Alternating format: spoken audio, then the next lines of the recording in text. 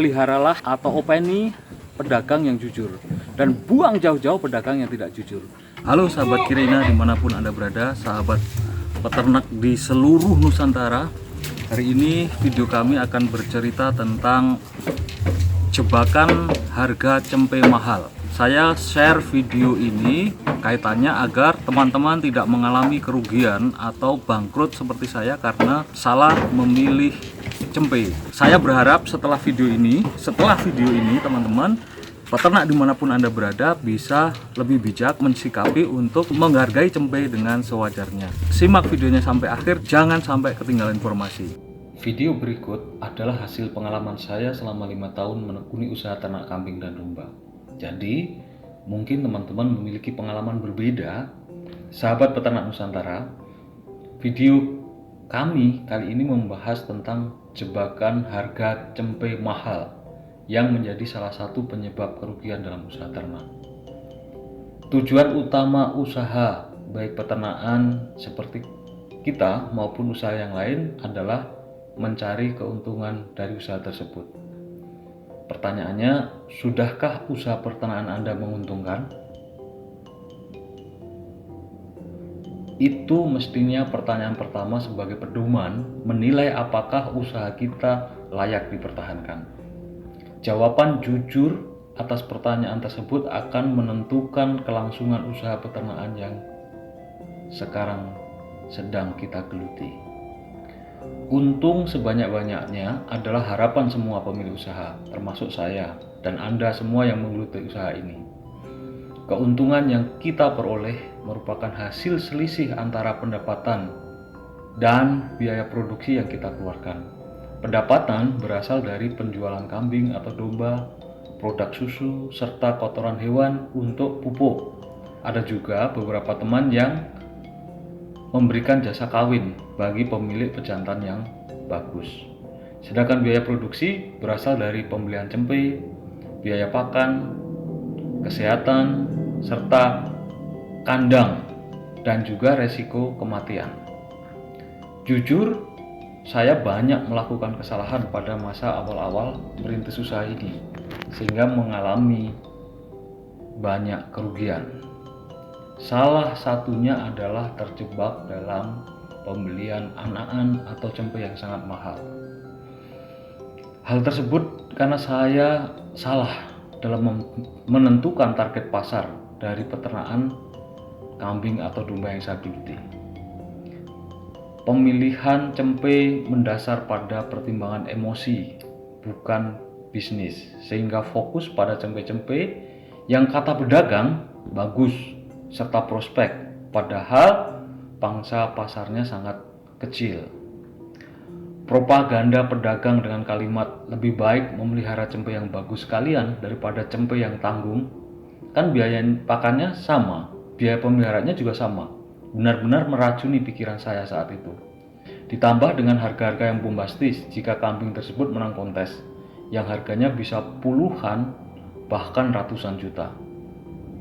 Nama-nama Labas, Gatot Kaca, Bima Sakti, dan nama-nama besar lainnya menjadi trademark untuk menjual keturunannya dengan harga yang fantastis. Itulah yang mempengaruhi pikiran saya sehingga saya memutuskan membeli cempe-cempe premium dengan harga yang sangat-sangat mahal.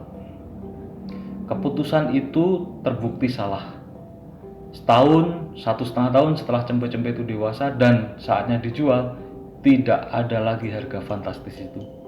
Semua zong, sudah berusaha ditawarkan di mana-mana, tapi harga tawarannya sangat rendah.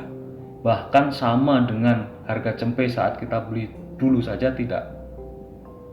Menghubungi pedagang cempenya yang dulu menjual ke kami juga tak mau menerima, banyak alasannya. Perkembangan kambingnya kurang bagus kek, corak warnanya berubah kek, telinganya kurang panjang kek, bentuk mukanya kurang nyadil, dan banyak lagi alasan yang intinya tidak mau membeli lagi kambing tersebut. Berbeda sikap dengan saat menawarkan cempe dulu, yang siap membeli jika kambing-kambing itu nanti dewasa. Pada akhirnya kambing-kambing tersebut berakhir menjadi kambing sayur Iya, kambing sayur yang dinilai dari jumlah berat badannya. Sedih banget tentunya. Harga jualnya jauh dari harapan atau ekspektasi semula, bahkan untuk balik modal saja.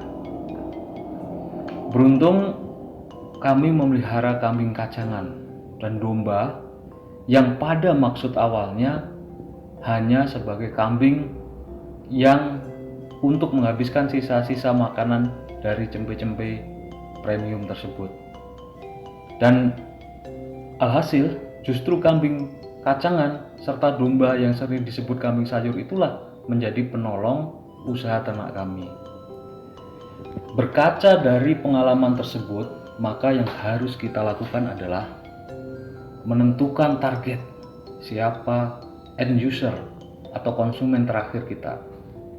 Ada 3 teman-teman. 1 pemilik hajatan, akikoh atau kurban. Yang kedua warung sate. Yang ketiga kolektor. Apabila kita menargetkan pada yang pertama, yaitu untuk hajatan atau selamatan, untuk akikoh dan kurban, maka kita harus memilih cempe-cempe jantan yang sehat, sesuai rukun, tidak cacat fisik, misalnya sanglir ya, serta usia yang memenuhi rukun, yaitu poel. Jika kita menargetkan pada warung sate, kita bisa memilih cempe jantan maupun betina, yang penting cepat gemuk. Dan bila kita menargetkan pada kolektor, maka kita harus hati-hati. Selain pasarnya terbatas, spesifik kambing juga sangat rumit. Informasi dan lingkaran bisnisnya sedikit tertutup serta terbatas di komunitas. Sehingga pilihan ada di tangan kita. Yang aman untuk pemula yang ingin memulai bisnis ini, pilihlah target pertama dan kedua, yaitu untuk hajatan, akikoh, kurban, dan warung sate. Yang tentunya jauh lebih aman, harganya pasti, pasarnya pasti, dan informasinya terbuka luas. Jangan ulangi kesalahan saya dengan memilih cempe berdasarkan emosi, gengsi, memelihara cempe-cempe premium dengan harga yang fantastis yang pada akhirnya hanya bikin kerugian. Kita review teman-teman. Ini cempe ini harganya 650. Jadi 2 cempe sama yang tadi itu harganya 1.300.000. Ini jantan teman-teman. Ya, ini jantan. Jelas jantannya. Ini jenisnya crossingan sebenarnya. Ini bukan dari kepalanya, ini bentuk jenis kambing Merino ya. Posturnya ini kambing lokal daerah sini. Ini harga yang murah, hanya kurang lebih 1 bulan sudah mandiri dan di tempat kami sudah sehat. Kalau cuaca cerah seperti ini saya lepas liarkan di halaman untuk mencari makanan sendiri. Kalau bersama teman-temannya di kandang, dia juga sudah berani berebut makanan dengan teman-temannya, walaupun yang lainnya lebih besar dan dia berani.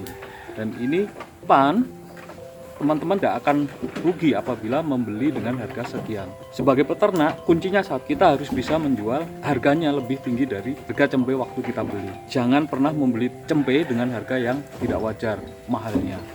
Cari harga cempe yang wajar, sehat, yang punya prospek ke depan bagus, sehingga teman-teman tidak terjebak pada harga cempe yang mahal dan akhirnya tidak mampu menjual dengan harga yang lebih tinggi. Ujung-ujungnya adalah pada kerugian atau kebangkrutan seperti saya. Jadi video ini spesial untuk teman-teman yang ingin memulai usaha peternakan. Kaca pada pengalaman saya, silahkan ini digunakan untuk referensi. Pesan saya ke teman-teman, para pedagang itu tidak bisa hidup sendiri. Mereka tergantung dengan peternak. Peternak bisa menjual barangnya sendiri dengan cara online karena medianya sudah ada. Kita bisa menawar dengan harga wajar kepada para pedagang. Jangan pernah mau diberi harga yang tinggi. Satu, yang kedua, peliharalah atau openi pedagang yang jujur dan buang jauh-jauh pedagang yang tidak jujur.